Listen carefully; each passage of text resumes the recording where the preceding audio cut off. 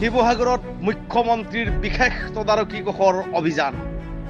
জিলা পৰিষদৰ মুখ্য কাৰ্যবাহী বিষয়া অশ্বিনী কুমাৰ দলেৰ চৰকাৰী বাসগৃহত অভিযান মুখ্যমন্ত্ৰীৰ বিশেষ তদাৰকী কোষৰ।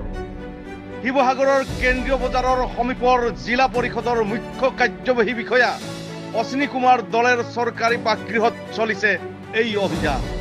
ভিজিলেন্সৰ দলৰ এগৰাকী মুখ্য উপ আৰক্ষী অধীক্ষকৰ নেতৃত্বত 6জনীয়া দলে চলাইছে এই অভিযান।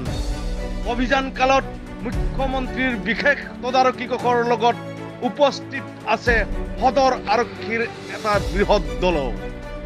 সমান্তৰালভাৱে ধেমাজি জিলাৰ গোগামুখত অশ্বিনী কুমাৰ দলেৰ পিতৃগৃহত চলিছে অভিযান।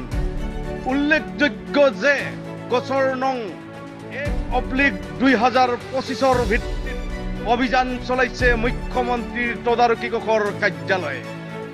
বৰ্তমানেও বিষয়াগৰাকীক বাসগৃহত আবদ্ধ কৰি দলটোৱে তীব্ৰ অভিযান চলাই থকাৰ কথা জানিব পৰা গৈছে।